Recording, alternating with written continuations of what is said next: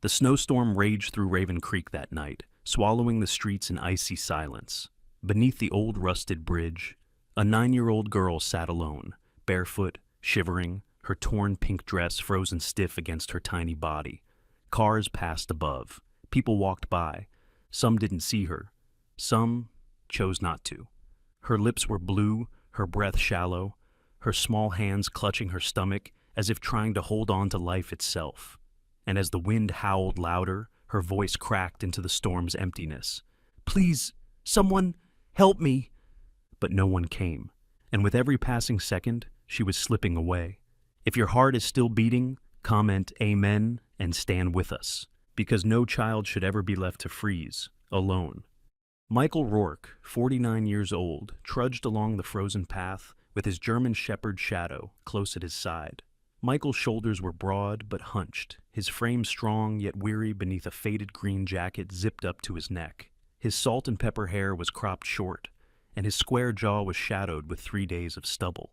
He had the weathered look of someone who had spent too long under a foreign sun, and his deep-set hazel eyes carried something heavier than age, memories etched into silence, regrets carved into bone. Michael had served 2 tours in Iraq nearly 2 decades ago, but the war had never left him. It clung to him in ways he rarely spoke of. In the quiet nights when sleep refused to come, in the unshakable sense that danger always waited in the shadows, and in the faint tremor of his hands when the wind howled just a little too much like artillery fire. Shadow, his 6-year-old German Shepherd, padded silently through the snow, his thick black and tan coat glistening under the dim streetlights. At 28 inches tall and nearly 80 pounds, Shadow carried himself with a quiet confidence born from years of training. Once a military working dog, he had served beside Michael before being retired from active duty, after an injury to his right hind leg left a faint scar hidden beneath his fur. Despite that, he was powerful, alert, and unnervingly intelligent, the kind of dog who could sense danger long before it came. To Michael, Shadow wasn't just a companion, he was the last piece of a life that had nearly fallen apart. Michael walked this route most nights. Raven Creek was small, the kind of place where everyone waved, but no one asked too many questions. And though he lived on the outskirts in a modest 1-story house, these late-night walks had become his ritual. They calmed the static in his head, the voices and echoes that sometimes rose when the world went quiet. Tonight, though, something felt different. The cold bit deeper, the silence hung heavier, and Shadow's ears were pinned forward, his breath steaming in small clouds as he sniffed the wind. Michael noticed. Shadow was tuned to him, and he to Shadow, a rhythm built from years of trust. The German Shepherd's sudden tension was never nothing. "What is it, boy?" Michael murmured, his voice low, rough from disuse. Shadow's response was a deep, guttural sound, more growl than bark, and his nose dipped toward the embankment near the bridge. Michael slowed, scanning the shadows beneath the concrete structure. The Madison Bridge loomed above them like an ancient spine of steel and rust, its underside coated with icicles that caught the flicker of the street lamps above. Then Shadow lunged forward, pulling on the leash, his muscles taut as a drawn bow. Michael followed, boots crunching hard against frozen gravel, his breath forming small bursts in the frigid air. At first, he thought it might be an animal, a stray raccoon, maybe a deer caught in the brush. But then the sound came, soft, broken, almost too faint to hear. A sob. Michael froze. Years in combat had trained his senses to split seconds into eternities. He crouched instinctively, one hand on Shadow's harness, the other steadying himself on the cold railing. His gaze swept the shadows beneath the bridge until he saw it. Movement, small and uneven, huddled between 2 concrete supports. He stepped closer, heart pounding against his ribs. The dim glow of the flashlight in his hand cut through the dark, revealing what Shadow had already sensed. A little girl. She couldn't have been more than 9 years old. She sat curled up against the stone, her knees tucked tightly into her chest, her arms locked around her shins, as though she could make herself disappear. Her pink dress, or what had once been pink, was torn at the hem, smudged with dirt and ice, the fabric clinging to her thin frame as though it had frozen there. Her bare feet were scratched and bleeding, skin pale as marble against the black earth, and her tangled brown curls stuck to her tear-streaked cheeks. For a long moment, she didn't move, didn't blink, didn't even seem to breathe. The flashlight's beams settled on her face, and in its pale circle, Michael saw the emptiness of someone who had already been left behind too many times. "Hey there," he said softly, lowering himself to one knee and pulling Shadow back slightly so he wouldn't frighten her. His voice, though rough, carried a gentleness he didn't often use anymore. "It's okay. You're safe." The girl flinched, just barely, and her small hands clutched tighter around her legs. Shadow, sensing her fear, lowered himself slowly, resting his chest against the snow, ears pinned back, his amber eyes steady and calm. He didn't bark. He didn't move. He just waited. Michael extended his hand, gloved fingers hovering a respectful distance. "My name's Michael," he said quietly, "and this here's Shadow. We're not going to hurt you." For several seconds there was only silence. Then, finally, she turned her face slightly, just enough for him to see the deep brown of her wide, glassy eyes. When she spoke, her voice was so faint he almost didn't hear it. They threw me away." Michael's breath caught. He leaned closer, his tone steady, though his chest burned at her words. "Who threw you away, sweetheart?" She swallowed hard, her chin trembling. "Mom, Dad, they said they don't want me anymore." Shadow whimpered softly, his ears flicking forward as if he understood. Michael's jaw tightened beneath his stubble. He had seen death. He had seen the aftermath of war. But nothing, prepared him for the quiet devastation of a child left in the snow. He noticed then, as his flashlight dipped lower, the faint red rings around her wrists, shallow but undeniable, perfect circles that looked too uniform to be accidental. Not rope burns, not random scratches. Something colder. Zip ties, maybe. And beneath the layers of cold air, a sharp chemical scent clung faintly to her clothes. Antiseptic, clinical, out of place in the damp and dirt beneath the bridge. Michael's mind raced, but he kept his voice gentle. "What's your name?" Her gaze fell to the mud, her lips parting just enough to whisper, "Lily." "Okay, Lily," he said softly, testing the name on his tongue like something fragile. "I've got you now." He shrugged off his jacket, the heavy military green fabric stiff with frost, and draped it carefully over her shoulders. It swallowed her small frame, but she didn't resist. For the first time, her tiny hand reached out, fingers tangling into Shadow's thick fur, holding on like he was the only solid thing left in her world. The German shepherd shifted slightly, pressing his side gently against her legs, a steady warmth against the cold stone. Michael knew that instinct in Shadow, the quiet, immovable presence of protection. Snow continued to drift, settling against Michael's lashes and melting into cold tracks down his cheek. He glanced up toward the bridge above them, where headlights glimmered faintly in the storm. Cars passed, people crossed, and yet no one had seen. Or maybe no one had wanted to. He clenched his jaw, pulling his radio from his belt, his voice low and deliberate. "Dispatch, this is Rourke," he said, forcing calm into his words. "I've got a child here, approximate age 9. Injuries visible, no shoes. I need an ambulance and child protective services to Madison Bridge immediately." The static hissed in his earpiece before a voice crackled back confirmation. Michael lowered the radio, turning his attention back to Lily.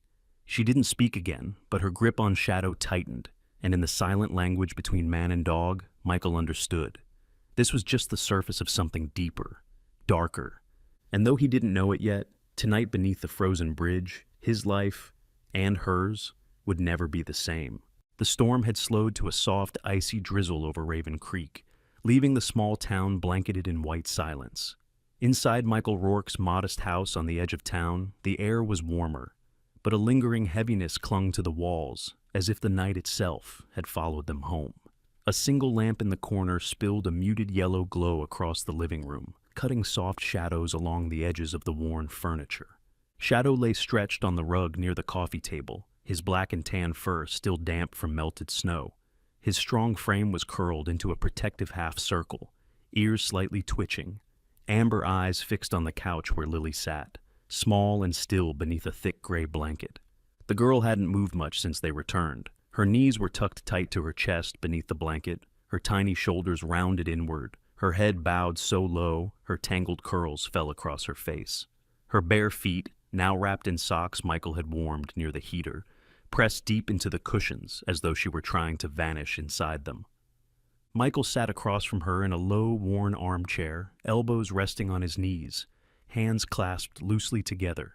His deep-set hazel eyes studied her quietly, though every muscle in his body carried a subtle tension, the same coiled awareness that had never truly left him after Iraq. The heater hummed softly, filling the silence between them. The warmth in the room battled with the weight pressing against Michael's chest, the unspoken questions, the possibilities circling like distant wolves. He kept his voice low, steady, careful. "You're safe here," he said quietly. "No one's going to hurt you, Lily." For a moment, there was no response. Then, slowly, Lily shifted beneath the blanket, her small hand reaching hesitantly toward the rug where Shadow lay. The German Shepherd lifted his head and lowered it gently against her knees, his weight a quiet promise. Lily's thin fingers sank into his thick fur. She clung there, almost like she was holding on to the last solid thing she trusted. Michael leaned forward slightly, his voice softer than before. "Lily, can you tell me what happened? Only what you want to." She didn't meet his eyes. Her voice, when it finally came, was fragile and uneven, as if the words themselves hurt to speak. "They put me in the dark." Michael's jaw tensed beneath his stubble. "Who did?" Lily hesitated, pulling the blanket tighter around her shoulders before whispering, "Mom and Dad, but not real Mom and Dad." She trembled as the words left her, and Michael felt his chest tighten. He stayed still, giving her space, letting her set the pace. "They locked me down there," she continued, her voice no louder than a breath. "In the cold room. No windows, no light.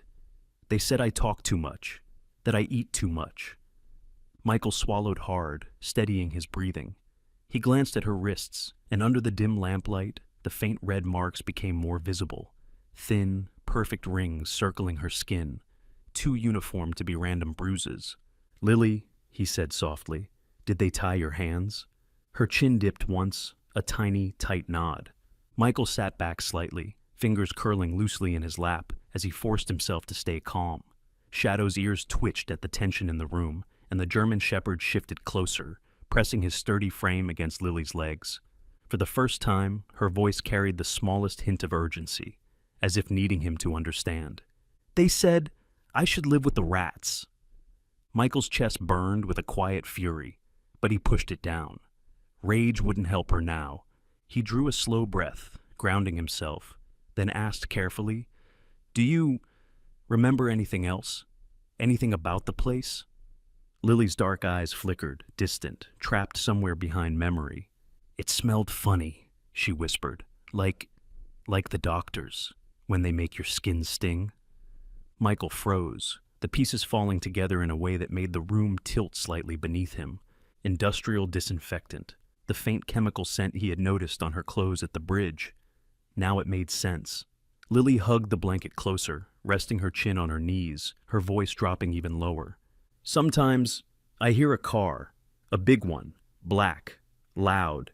It came late, and when it stopped, the basement door opened." Michael's gaze sharpened. A black SUV. He filed it away, his instincts stirring with the familiar alertness of a soldier reading a battlefield. This wasn't random. "Did you ever see who drove it?" he asked carefully. Lily shook her head quickly. "They didn't let me out. I don't know where the house is. I never saw outside." Her small voice cracked, and she rubbed her wrist absently, almost like she could erase the marks if she tried hard enough.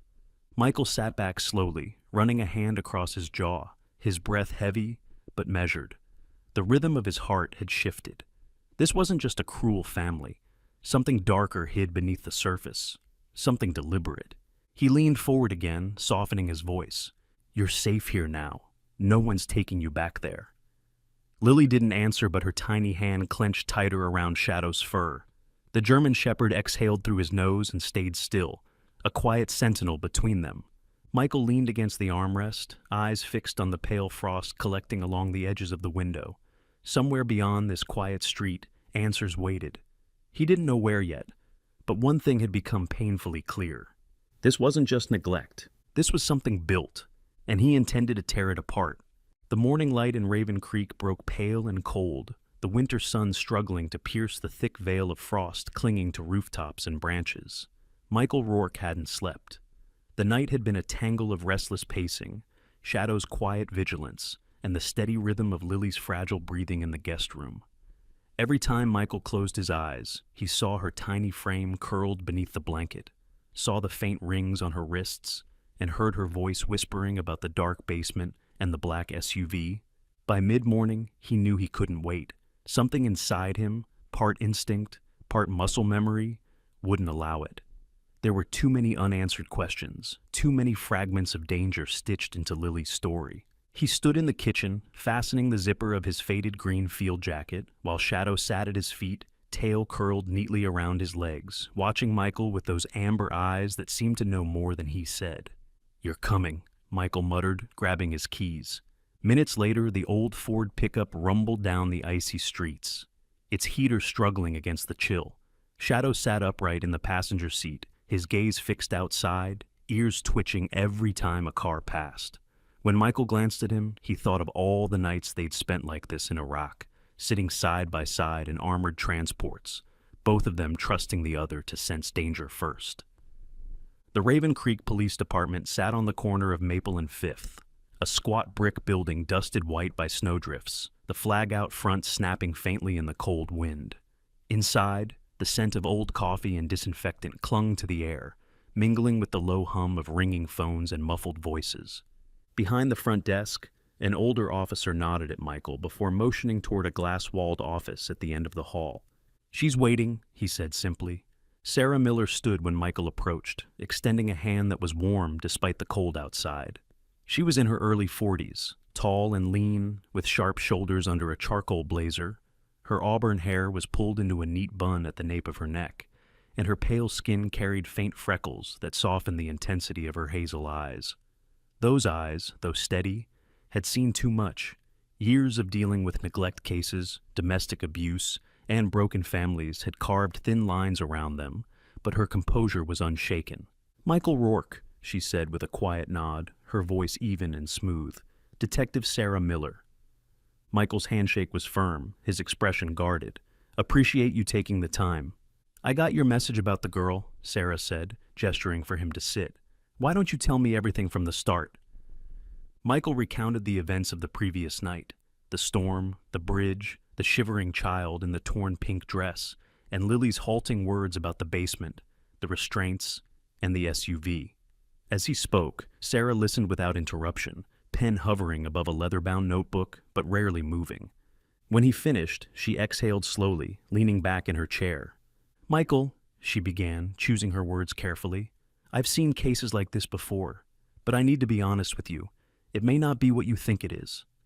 "You think I'm overreacting?" he asked, his tone level but his jaw tight. "I think," she said gently, "that right now, the most important thing is Lily's safety. You're not law enforcement anymore. I can't ask you to investigate this on your own. If this is what it sounds like, we're not just talking about abuse. We could be talking about something organized, and that's dangerous." Michael leaned forward, forearms resting on his knees. "I can't just sit at home while whoever did this keeps doing it to someone else." Her hazel eyes softened slightly, but her voice remained firm. "Then let me do my job, and you focus on keeping her safe. If this escalates, I'll keep you informed. But for now, stay out of the deeper waters." Michael nodded, though the tension in his shoulders didn't ease. Years of military instinct made it impossible for him to disengage when danger was near. Shadow, lying at Michael's feet, lifted his head as though sensing the current between them. His ears flicked toward the sound of distant footsteps outside the office, then back to Michael. Amber eyes locked like a silent reminder. "We don't stand down when there's more to find." Sarah glanced down at the dog, a faint smile ghosting her lips. "He's beautiful. Military trained?" "Yeah," Michael said quietly, his gaze following Shadow's line of sight. "Best partner I ever had." For a brief moment, the heaviness eased, replaced by something softer, an understanding forged between two people used to seeing the pieces others missed. When the meeting ended, Sarah promised she'd start a file and forward Lily's details to Child Protective Services. She advised Michael to keep Lily indoors for now and report anything unusual immediately. Back in the truck, Michael sat for a moment before starting the engine, his breath fogging the windshield. Shadow shifted beside him, nose pressing lightly against his forearm, grounding him. "Yeah, I know," Michael muttered, glancing at the dog. "We're not done." Back home, Lily sat cross-legged on the couch, wrapped in the same blanket, small and silent. Her gaze tracked Shadow as he padded in and jumped onto the rug in front of her, lowering himself into a patient sprawl. Michael hung his jacket, then spotted Lily's small, battered backpack leaning against the wall. The faded pink fabric was worn thin at the seams, one strap hanging by a loose thread. Carefully, he set it on the coffee table and unzipped it, glancing toward Lily for permission. She hesitated, then nodded faintly. Inside were a half-crushed granola bar, a chipped hairbrush, and a folded piece of paper, soft from being handled too often. Michael opened it carefully.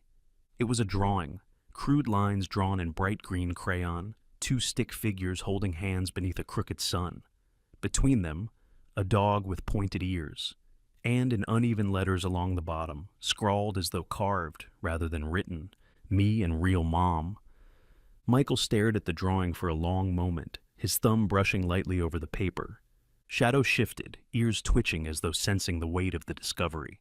Michael folded the paper carefully and slid it back into the bag, then sat down on the edge of the couch, resting his elbows on his knees. There was more to Lily's story than she could say, and now he was sure of it. Outside, the snow kept falling over Raven Creek, soft and soundless, muffling the world. Inside, Michael's resolve settled like stone. Something darker was moving beneath the surface of this town, and he intended to find it.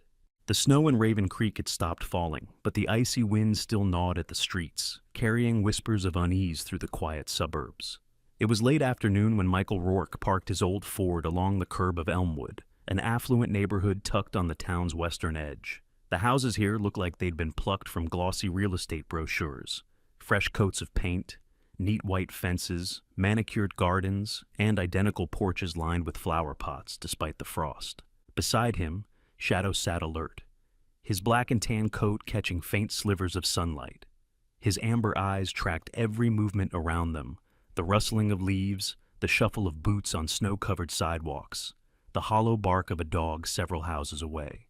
Shadow was steady, calm, but Michael could feel tension coiled beneath the dog's skin, muscles tightening with something unspoken. That morning, Detective Sarah Miller had called him with an update.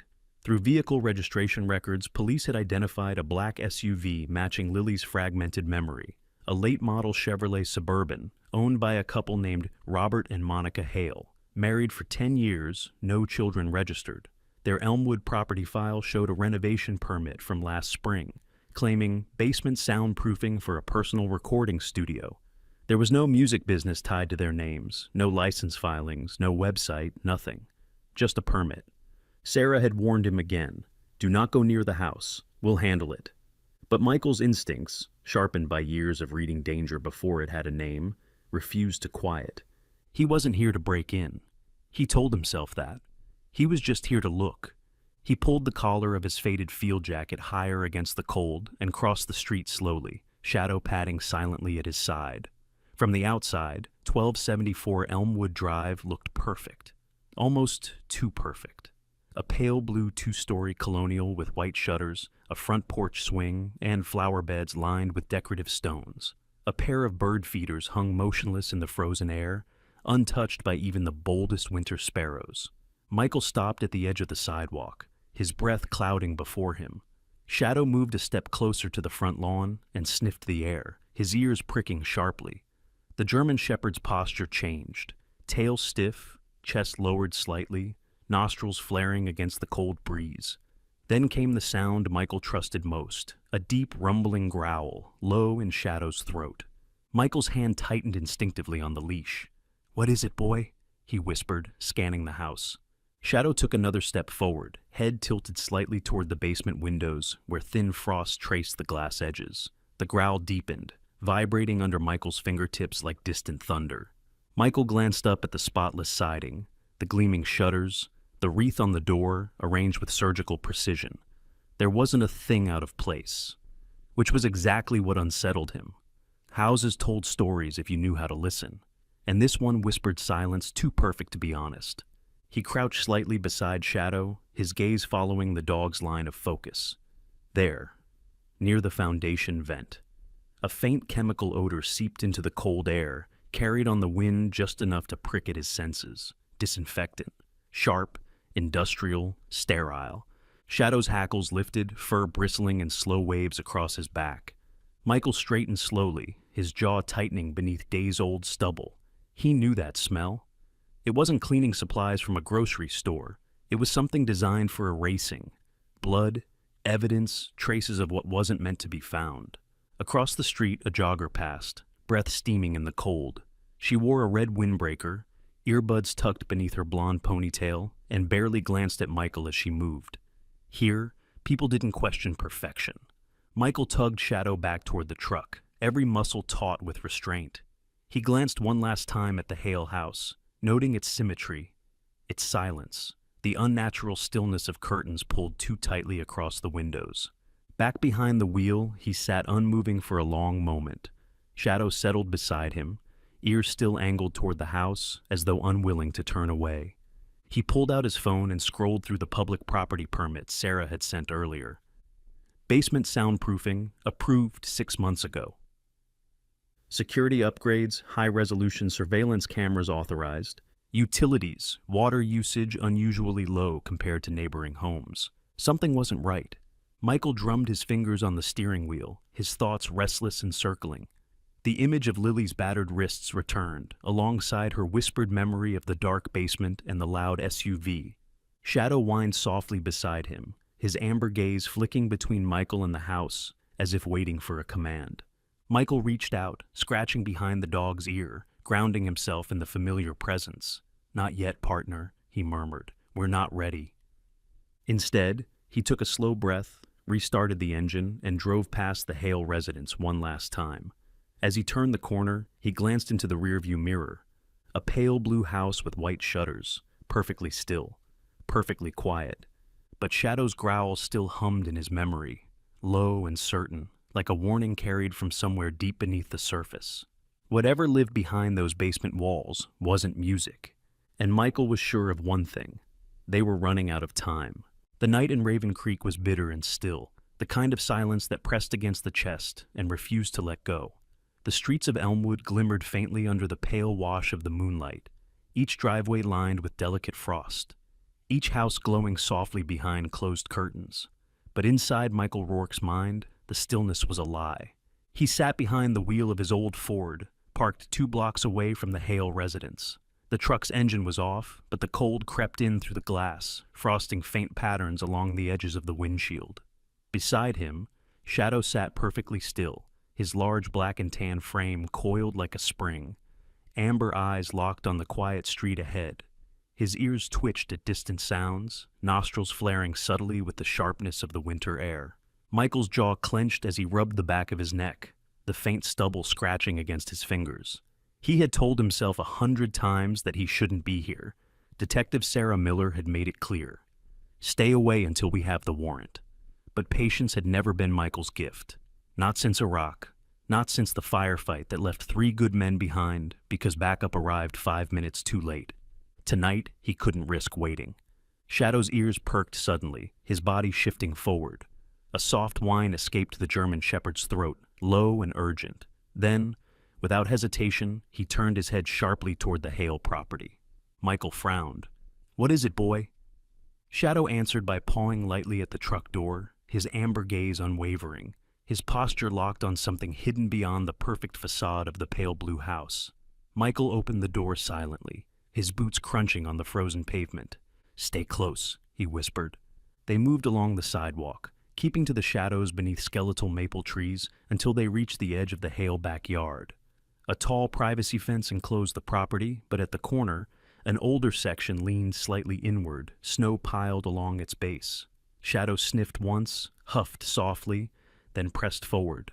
Michael followed, easing himself through the gap in the slats until they were inside the Hale property line. The backyard was immaculate. Trimmed hedges, neatly arranged stepping stones, a single bird bath frozen solid under the starlight. And yet, at the far end, something broke the symmetry. A small wooden shed standing against the back fence, its pale gray siding warped and weather-stained, as though time had forgotten this one structure entirely. Shadow froze mid-step, his hackles bristling, a low, guttural growl reverberating from deep within his chest. Michael rested a hand on the dog's shoulder, crouching low, scanning the silent yard. "You smell it, don't you?" he murmured. Shadow's nose pressed into the wind, nostrils twitching. Whatever scent he caught, it had weight. His entire frame stiffened with focus, and when Michael finally gave the silent hand signal, Shadow padded toward the shed without hesitation, his paws soundless on the frosted grass. The shed's door was locked with a rusted padlock, its edges rimed with ice. Michael tugged on the handle once. It held. He looked at Shadow, then back at the small window cracked near the roofline. Pulling his jacket sleeve down, he pressed a hand against the glass and peered inside. What he saw stole the breath from his lungs. Inside, stacked neatly along one wooden shelf, were small bracelets, dozens of them. Some were woven with faded threads, some beaded with tiny charms, others etched crudely with initials or carved names. He stepped back, heart hammering against his ribs, and reached into his pocket, pulling out a compact multi-tool. The old training kicked in, not reckless, just methodical, as he picked the lock carefully until it snapped open with a muted click. The hinges groaned faintly as he eased the door open. The smell hit him first, antiseptic and something metallic beneath it, like a place scrubbed too clean to hide what it once held. Shadow slipped in ahead of him, nose to the floor, weaving through overturned cardboard boxes stacked against the walls. Michael crouched low, careful to avoid disturbing anything. On the far shelf sat a wooden crate, heavier than it looked, the corners dented, one handle splintered. With slow precision, he dragged it into the lamplight filtering through the cracked window and flipped the latch. Inside, rows of bracelets and small photographs filled the box, layered carefully as though they were treasured. Michael picked one up, a tiny purple band, the surface scratched and worn. Etched faintly on the underside was a name, Lily. His throat tightened. He set it aside gently, pulling another photo from the crate. It was a Polaroid, grainy, faded, showing a little girl no older than 7, standing stiffly against a plain white wall, clutching a teddy bear missing one eye. The look in her eyes was hollow. Beneath the photograph, a faint scrawl of ink read, Tessa. Michael's hand trembled slightly as he sifted through more pictures. Boys, girls, different ages, different faces, the same vacant expression in every pair of eyes. This wasn't random. It was organized. Shadow's whimper broke his trance, the dog pressing his nose against the crate, ears flat, body tense. Michael closed the box, locking the latch firmly, and stood slowly, scanning the shed once more before stepping out into the icy air. He crouched beside Shadow, gripping the dog's collar gently, grounding himself. "We've got them, boy," he whispered, voice low but steady. "This is it." Pulling out his phone, Michael stepped away from the shed and dialed Sarah's number. It rang once before her calm, measured voice came through, heavy with the kind of exhaustion that only comes from too many years of seeing the worst. "Miller." "It's Michael," he said quietly, glancing back toward the Hale house. "I found something, a crate, bracelets, Polaroids, dozens of kids." Silence stretched on the line for a beat before Sarah's breath hissed sharply through her teeth. "Do not touch anything else," she ordered, her voice clipped and controlled. "Back away now. I'll call it in and push for an emergency warrant tonight. We'll move on them before morning." Michael hesitated, glancing down at Shadow, who stood rigid, still facing the Hale basement windows even from here. "Sarah," he said finally, his voice quieter, heavier. "This isn't just abuse. It's bigger than that." "I know," she replied, "and we'll take them down. Stay put, Rourke. I'm on my way." Michael ended the call and crouched low beside Shadow, resting his hand gently against the German shepherd's back. His pulse still thundered, but now it carried focus, purpose. They had evidence. The perfect house had cracks, and tonight, for the first time, Michael felt the shadows in Raven Creek shifting. The icy dawn crept slowly over Raven Creek, its pale light painting the quiet streets in washed-out shades of gray. At the edge of Elmwood, the perfect houses stood still under a crust of frost, but the stillness carried weight tonight. Something waited beneath the surface, and for the first time, the shadows were shifting. Inside the Raven Creek Police Department's briefing room, tension hummed like static in the air. Maps of Elmwood were pinned to the board, floor plans projected onto the wall. A dozen heavily armed officers from the SWAT unit stood in black tactical gear, helmets under their arms, rifles resting against their vests. The faint smell of gun oil mixed with brewed coffee, the air thick with anticipation. Detective Sarah Miller stood at the front, shoulders squared, her auburn hair pulled into a tight bun. The harsh fluorescent lights picked out the freckles scattered faintly across her pale skin, but her sharp hazel eyes carried the kind of focus only born from years of walking into rooms where survival wasn't guaranteed. At 42, Sarah had earned her reputation. Decisive under pressure, respected by her team, but beneath the controlled exterior, there was a quiet fire. This case had gotten under her skin. Michael Rourke stood off to the side, hands in the pockets of his worn green field jacket, Shadow sitting neatly by his boots. The German Shepherd, 6 years old, was alert but calm, ears pricked, an amber gaze tracking the room as if cataloging every movement. Sarah had initially argued against Michael's involvement. He wasn't law enforcement anymore, but after reviewing the evidence he'd uncovered, she relented. "You stay close," she said, glancing at him briefly. "You and Shadow follow my lead. You get no hero points tonight, Rourke. Understood?" Michael gave a short nod, the weight of old muscle memory settling into his stance. Understood. Sarah turned back to the group. At 0500, we move on 1274 Elmwood Drive. We have confirmation of a basement-level structure beneath the main property. Our primary objective is to secure the location, neutralize threats, and extract potential victims. Robert and Monica Hale are considered dangerous. Robert's known to have military training. We treat him like he knows what he's doing. Nobody goes in alone. The team responded with clipped affirmations, the room buzzing with quiet determination. By the time the convoy reached Elmwood, the neighborhood was wrapped in the fragile hush of pre-dawn. 4 unmarked SUVs slid into position, headlights off, engines idling low. Officers fanned out, forming silent shadows against the manicured lawns. Michael crouched behind the open rear door of the lead vehicle, checking Shadow's harness one last time. The German Shepherd sat poised, ears high, sensing the tension that ran like current through the cold air. Sarah knelt beside the first breach team, her gloved hands tracing the schematic one final time. Beside her stood Sergeant Dean Alvarez, the SWAT team leader, a solidly built man in his mid-40s with deep olive skin, cropped black hair flecked with gray, and sharp brown eyes that missed nothing. A jagged scar ran from his jaw to his neck, earned years earlier during a botched raid in Detroit, and it gave his already commanding presence a harder edge. "Standard entry?" Dean asked, keeping his voice low. "Standard," Sarah confirmed. "Subdue, secure, search." Dean's gaze flicked to Michael briefly, his tone skeptical. "You sure about bringing the civilian?" Sarah didn't flinch. "He found the evidence, and his dog's trained for detection. We need every advantage." Dean grunted, clearly unconvinced but too disciplined to argue further. At precisely 0500, Sarah's soft command crackled through the comms. "Go!" The front team advanced silently, stacking against the pale blue siding of the Hale residence. A breacher stepped forward, set the hydraulic ram against the doorframe, and with one precise motion, crack. The door exploded inward. "Raven Creek PD, search warrant!" Sarah's voice rang out, controlled but sharp. Michael followed at the rear, Shadow tight to his leg. The house smelled faintly of lemon polish and lavender, pristine and sterile, like a showroom staged for buyers.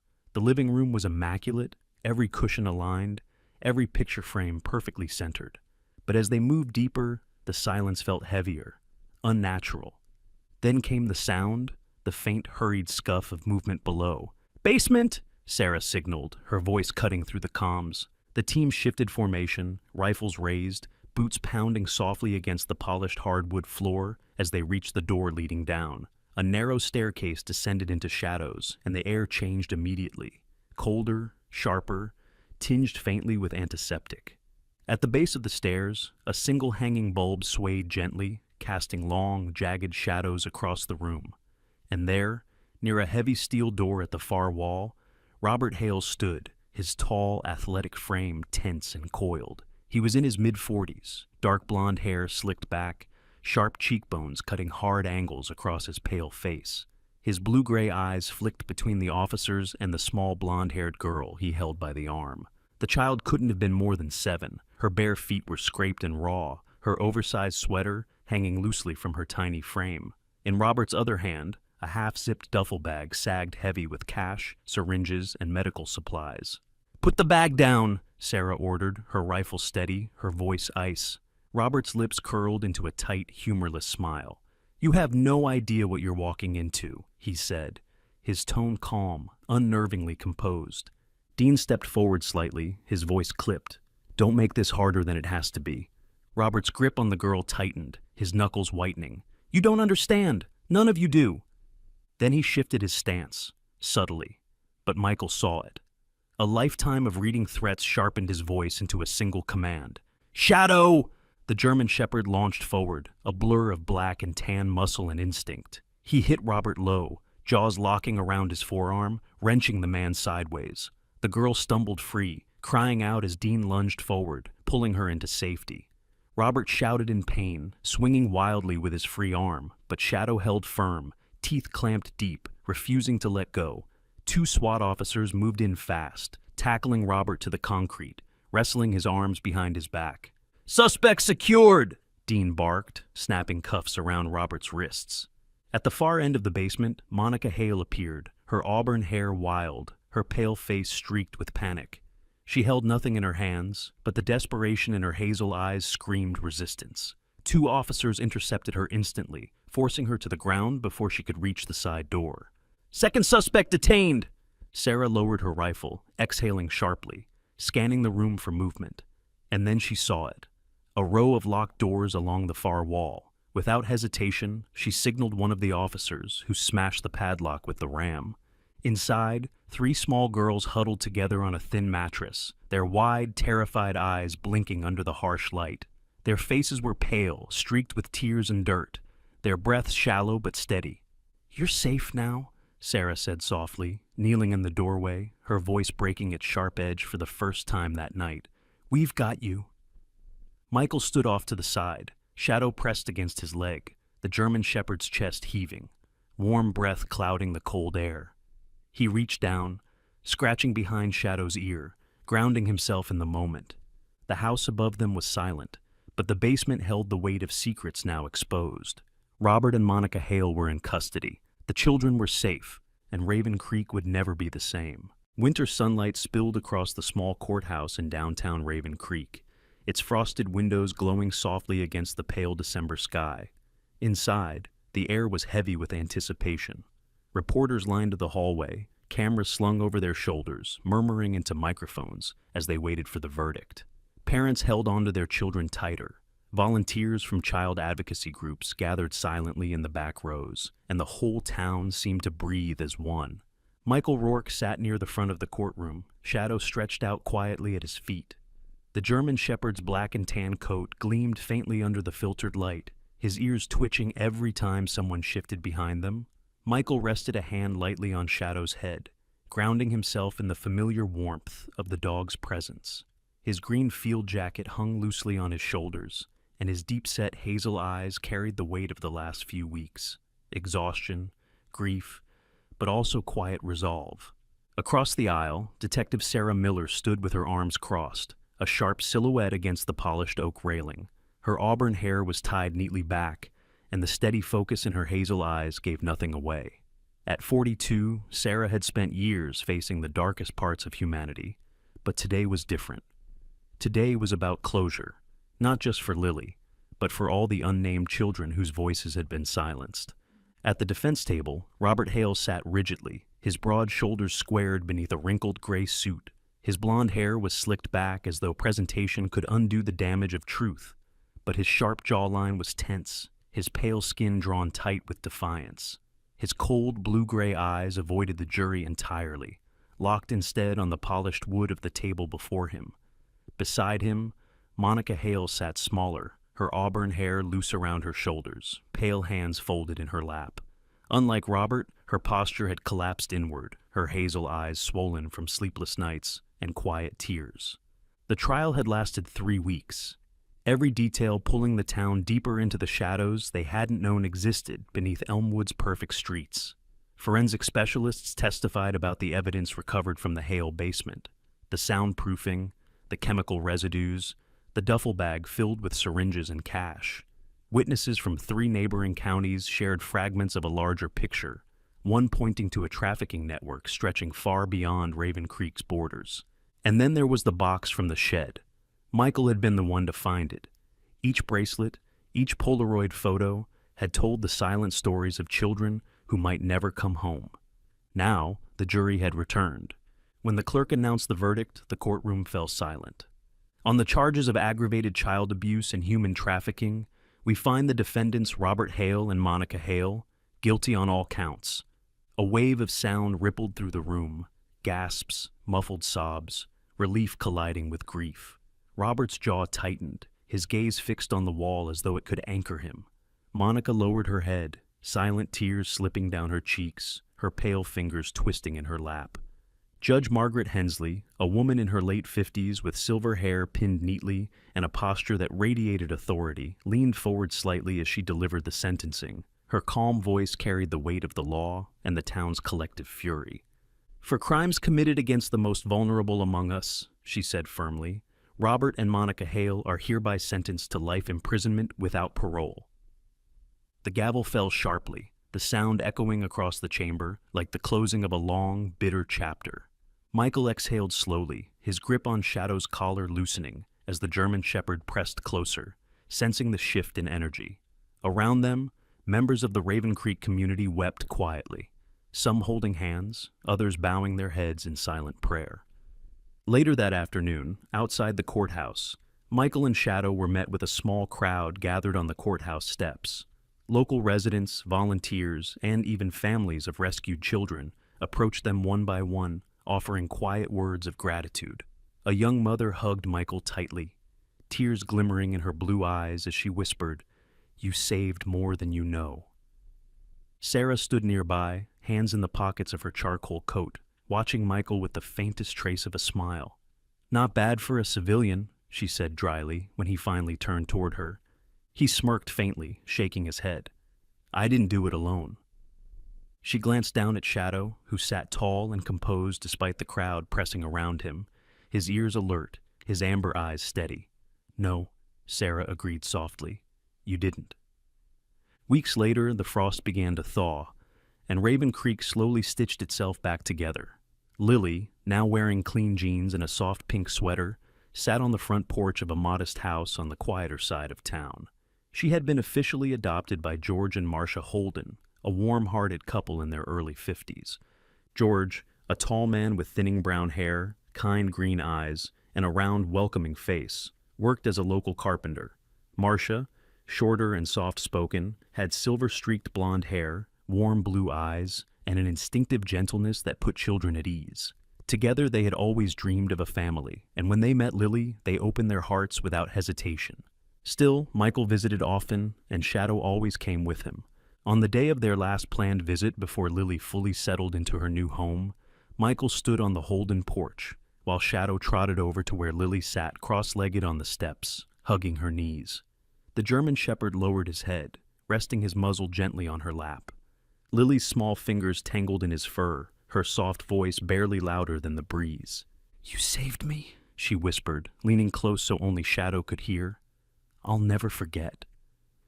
Shadow pressed closer, his warm breath ruffling the fabric of her sweater, his amber eyes fixed on her face with quiet understanding.